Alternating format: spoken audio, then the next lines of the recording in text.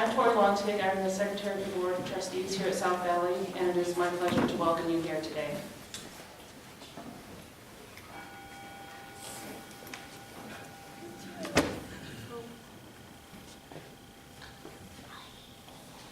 Come, come, whoever you are welcome here.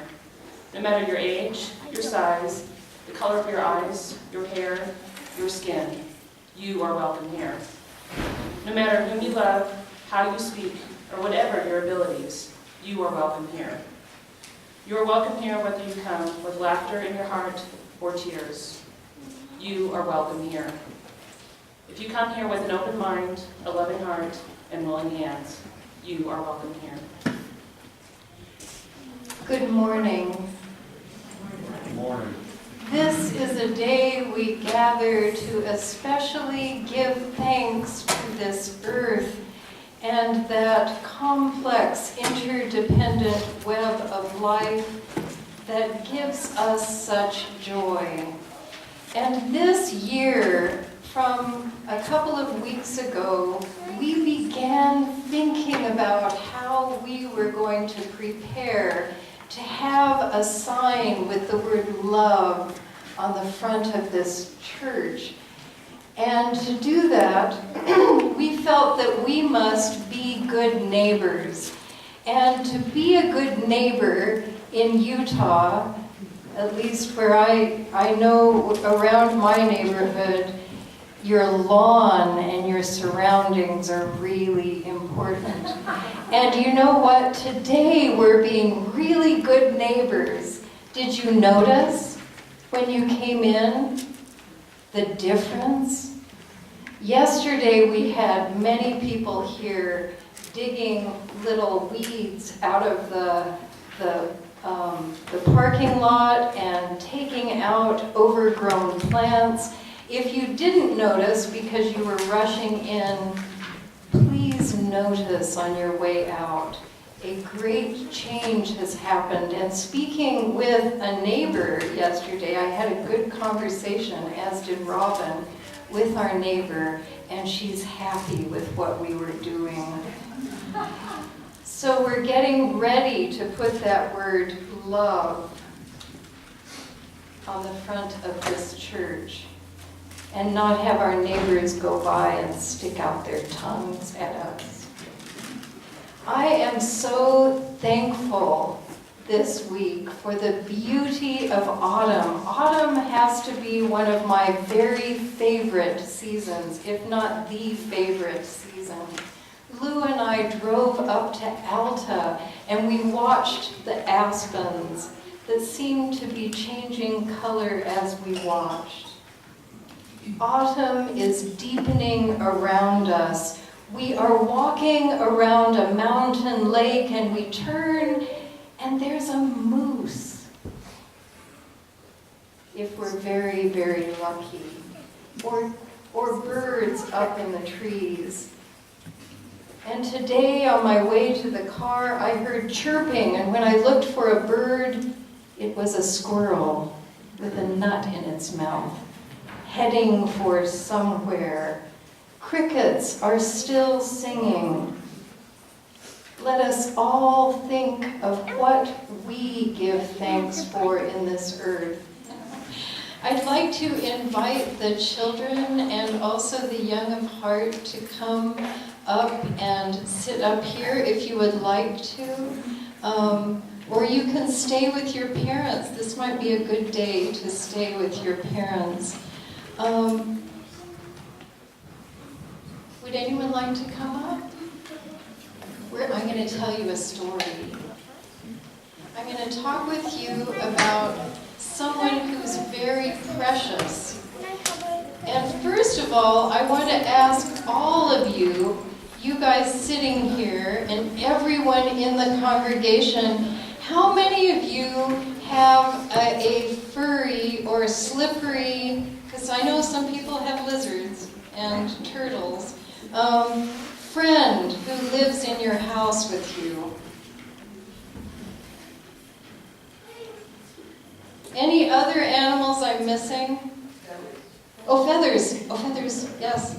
Scales. What? Fish. slippery. I remember finding that out one time. Yes. You have fishies? Oh, one. Okay. Okay, well maybe we have about all of our animals covered. But I just want to tell you, because, you know, my name is Reverend Patty, and I'm the minister here. And you know, sometimes I am so busy. I have a list that's really, really long of things I have to do. And yesterday, I had this really, really long list of things. And one thing on the list was that I was going to go to the state capitol building for a rally. Do you know what a rally is? A rally is something where all these people gather and they have banners and they're wanting to do something. And so I got dressed in my black and I put my stole on, and Lou and I went to the rally, and there was nobody there. There was nobody there. You know why? Because I was so busy, I didn't look carefully at the date. And when I was there, I met somebody who said, "What church do you come from?" and they were Unitarian Universalists visiting from Minnesota. So there is a church in Minnesota that knows that sometimes your minister forgets to look at the date and gets a little rattled. I'm sure that will be a story, because I was the only person there thinking, doesn't anyone else care about Medicaid? So, the reason why I brought that up is that when I'm feeling rattled, there's one thing I can do that I know will make me feel calm, and that is that I go inside my house and I say, "Henry, where are you?" And there are only two places Henry can be. He can either be on the sofa or on the chair in Lou's study. So there are only two places. And Henry, I think you've heard about Henry before, but I don't know that you've heard about when he came to us. And when he came to us, he was the biggest, fattest cat I had ever seen. And he came to us because we had a mouse in our attic. And Henry didn't really like to chase mice, but he was so big that one day we went upstairs to the attic and the mouse was lying on its back. I think that he had scared the mouse. So we took the mouse outside. And then Henry, he has the most amazing purr. I wish I could have a recording. It's kind of, it's a very, very big purr. And whenever I feel rattled or sad, sometimes when I feel sad, I sit by Henry and I stroke his head and he makes that enormous purr.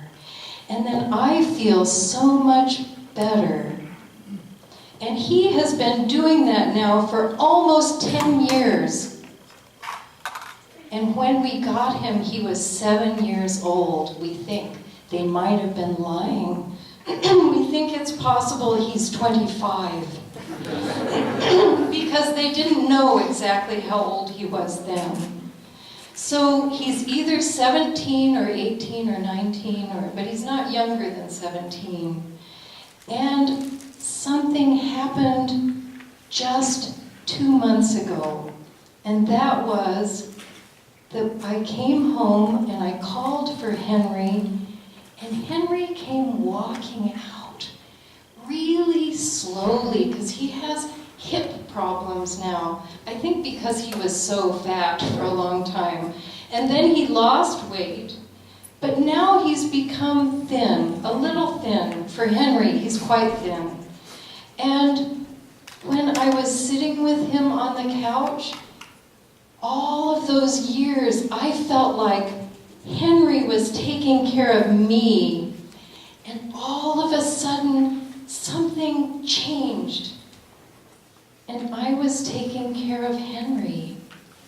And so when I wake up in the morning, not just when I come home, I go and find him, and then we sit together and I drink my tea with Henry, and I make a special effort every day to spend more time with Henry. And sometimes I think that I don't know how long he's going to live, because he's every kind of week, he's kind of a little slower. And so as I've been thinking about that, and sometimes it really makes me sad, because I think one of the hardest things in our lives, for those of us who love animals, and you can say, no, not for me, but it is really, really hard to lose a pet. And it's hard to see them get weaker and old. Yes. Oh my goodness, yes, and you have an owie too. Yeah, and Henry sometimes gets owies on his, anyway. So, what I began thinking about that, and that's what I want you to think of, is that when I was a child, I thought that the earth could take everything. I think I told you about how when I was growing up, it was the thing that when you chew gum or have a candy bar, you just throw it out the window. Nobody does that now. But there was a feeling that the earth could take anything, that the earth was really strong, and that the earth could hold us and remain beautiful no matter what. But I think in the last years, there's been a big shift. Just like that shift with Henry, with looking at Henry and thinking, now I have to take care of Henry. And I believe that now we have to take care of the earth and think about what we can do, and think about everything that the earth has given to us, and the things that now we can do. And that's why I got an electric car.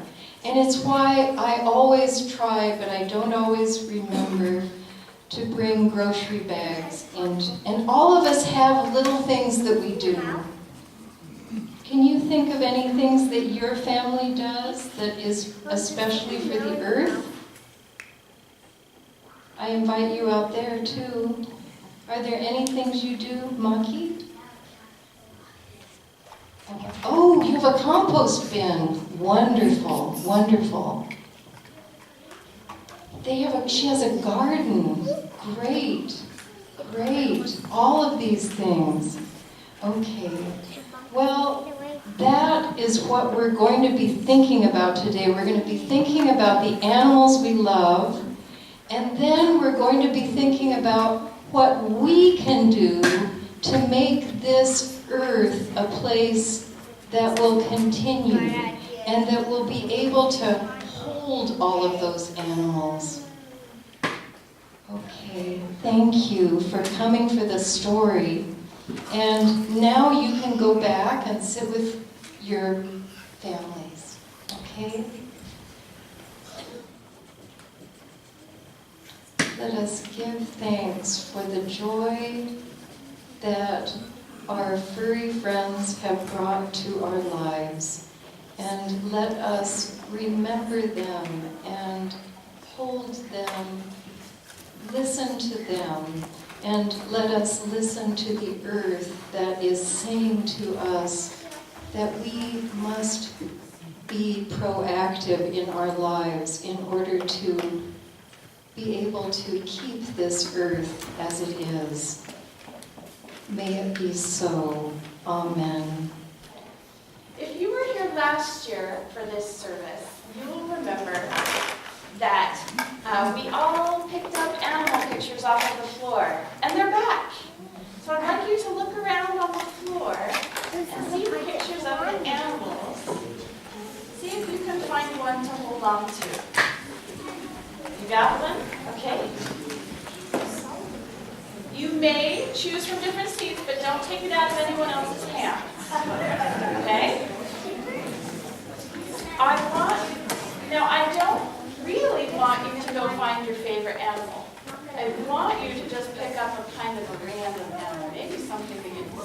You got a wolf. Very nice. I know that if I picked up one of those big spiders, I would not be thrilled with that idea. But I'd like you to hold on to it anyway, so that you can use it a little bit later. So last year, we took a look at these animals and we contemplated the traits that the animals have and how we can be more like our friends in the animal community. Today, we wanted to expand that idea, like Reverend Patty was talking about, and extend it to connecting more pieces of the web, and connecting ourselves to the animal kingdom, of which we are a part, and connecting to the earth that sustains us all. So, just like Reverend Patty talked about some of the things that she does, that she feels helps the earth to be a sustaining place for us and our animal friends. I invite you to take a look at these animals and think about ways that the choices you make and the way that you live your life might connect to that animal and connect to that animal's environment and their habitat. Now, I have a funny story to tell you. I am going to share something I'm a little bit uncomfortable about because I don't want to be a preachy vegan. I say this a lot. I'm not one of those. But I'm going to share with you my connection to animals and the biggest thing I do in my life that's connected to animals and the environment. When I was 17 years old, I decided I didn't want to eat meat. And frankly, it was an extremely shallow decision on my part. I just thought it was gross. That's it. I came from a family of hunters, and I had helped butcher animals, and I just didn't like it. And I didn't feel right about eating something that had died for me. And I understand that people have traditions and that they have a much higher enjoyment level from eating meat than I did. But as I've gotten older and as I have learned more, I am really a vegan now, which means that I don't eat meat and I don't eat dairy products and I don't eat eggs. Because of the impact not only on the animals, I mean at the time I didn't really care so much about the animals. And now I care about the animals more. I have this logical problem, right? I understand that people in China eat dogs. And I understand that people in other countries revere cows. And they must think we're really weird because we keep dogs in our houses and we don't revere cows. So my reasons now are twofold. And that's what I wanted to share with you. Is one that I honor the animals that live on our planet with us, and I choose not to participate in a structure that doesn't treat them well. But the other piece is about the environment.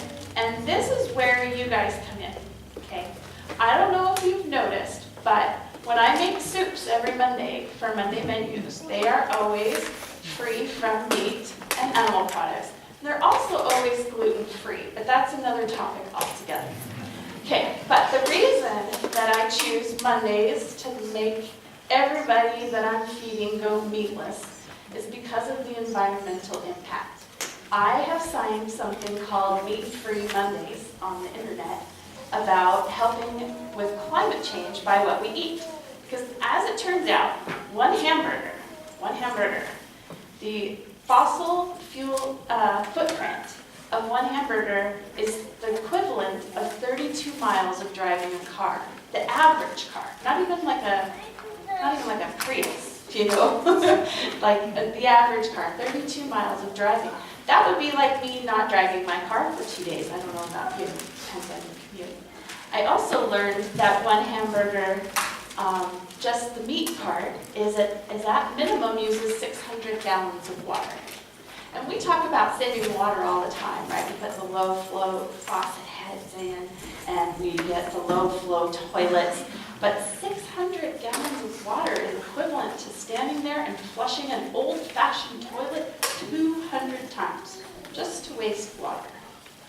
So that's the connection I wanted to share with you, and I hope that you understand that this comes from a place of love and understanding and wanting to share with you why I do the things I do. So now with your animals, if you can think of things that you can do to make our earth a better habitat for those animals and for us, or if you have something to share about your pets, I noticed that lots of you brought wonderful pictures of your pets. And I'd love to hear more about the interconnected web that you have because of the influence of our furry friends. And I'm going to ask the high schoolers that I talked to before the service to come up here first. And what I'd like you to do is come up here and talk at this microphone, and then bring me your picture, and we'll clip it on our web. Okay, Hunter, Emily? Yeah. And then after the high schoolers go, I'd like everyone else who would like to participate to come on over to this side of the sanctuary. Tell us about what you want to share, and then bring us your animal.